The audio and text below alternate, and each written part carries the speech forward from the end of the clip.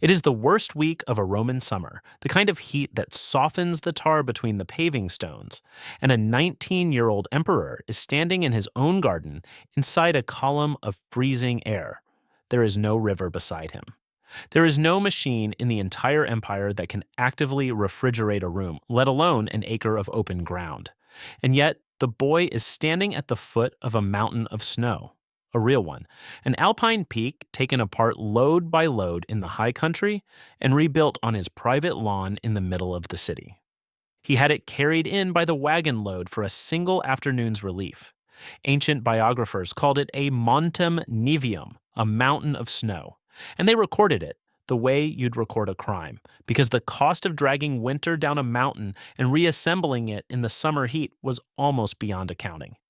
The emperor's name was Elagabalus, and his snow mountain is the most ridiculous cooling project in human history.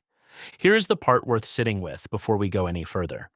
You, right now, can do something that teenage emperor could not. You can press a button on a wall and make a room colder than that garden ever got, and hold it there for a week without lifting a finger. By every measure that mattered to him, you are richer than the richest man in the ancient world. So why does his snow mountain still sound insane to us? When we crave cold more than the Romans ever did, and reach for it more often, and would sooner lose the lights than lose the air conditioning in August? The answer is not that we got smarter. It's that somewhere along the way, the terms changed, and almost nobody noticed the trade we made. Start with the craving itself, because it is yours too. Picture the worst stretch of this summer. The compressor outside grinding through the night, the power bill climbing past $400, sometimes $600 a month, and the small dread that arrives when the grid strains and the lights dim and you remember that the only thing between you and a house that turns into an oven is a machine you do not own the output of.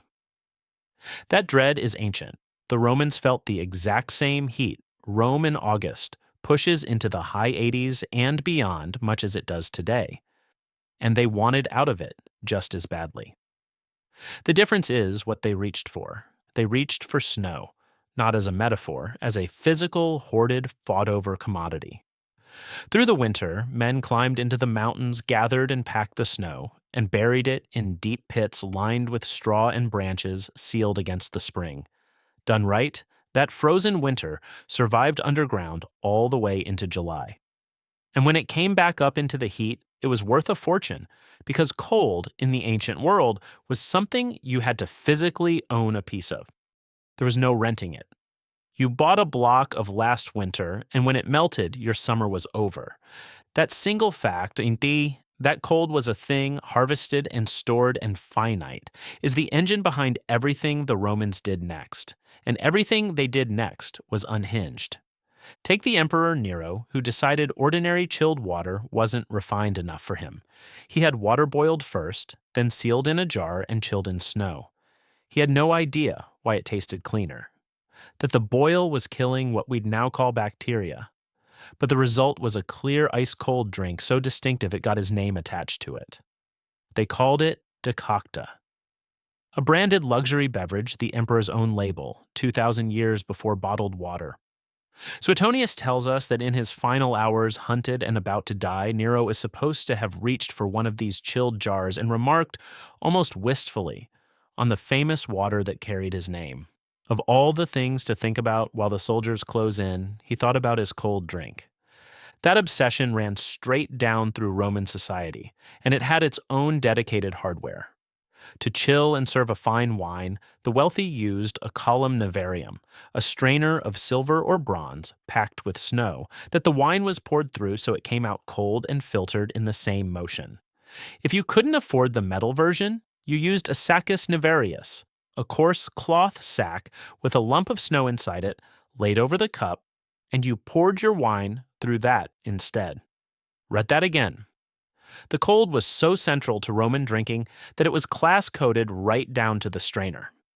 The poet Martial joked that wine chilled through one of these snow-packed colanders was cold enough to set the snow itself on fire. And the reason the rich loved that snow strainer wasn't only the chill. It was a second, sneakier trick. Romans already cut their wine with water as a matter of course, but pouring it through snow watered it down even further as it chilled. Pliny noted that the truly committed drinkers used the snow filter on purpose for exactly this, so they could pour more and more down their throats across a long night without falling over. They had engineered a way to drink harder for longer, and they paid for the privilege in melting mountain snow. The decadence wasn't an accident of the technology, it was the entire point of it. By now, you might be picturing this as a quirk of the dinner table: fancy wine, fancy gadget.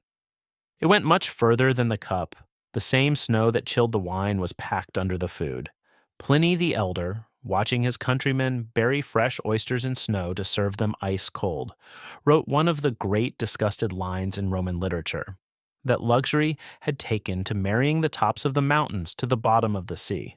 Imported fish and oysters arrived at the best tables on beds of snow carried down from peaks like Mount Etna in Sicily.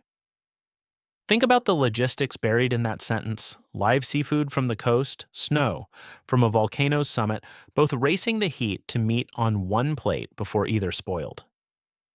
Every oyster was a small act of defiance against the climate, paid for in spoilage and sweat and the labor of men you never saw.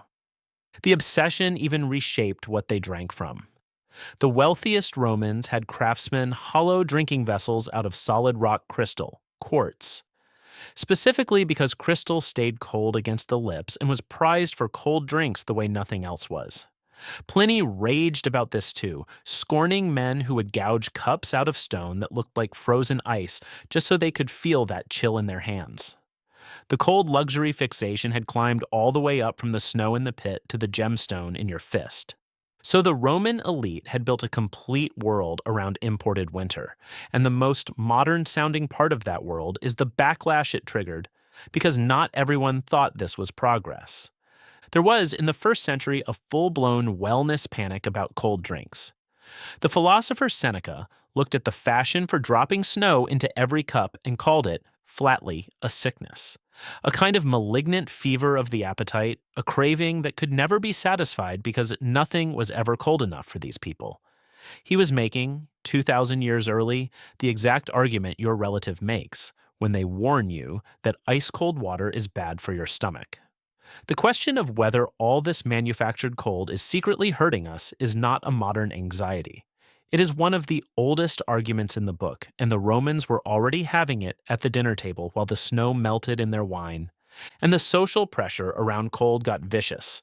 We have a letter from Pliny the Younger to a man who accepted a dinner invitation and then blew it off for a flashier party somewhere else.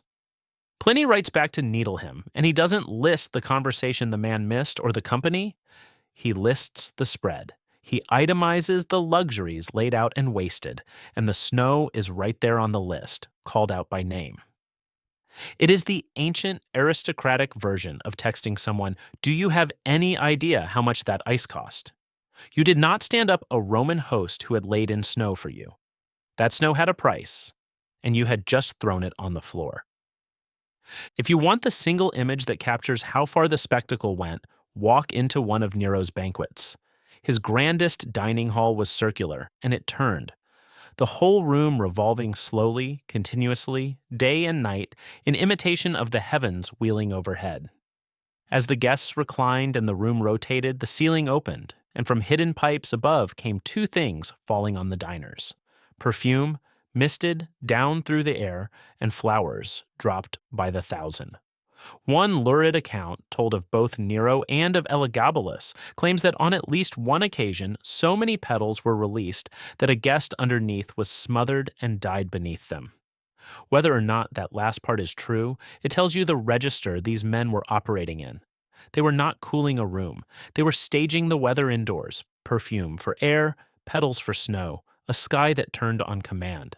And a man might suffocate inside the performance.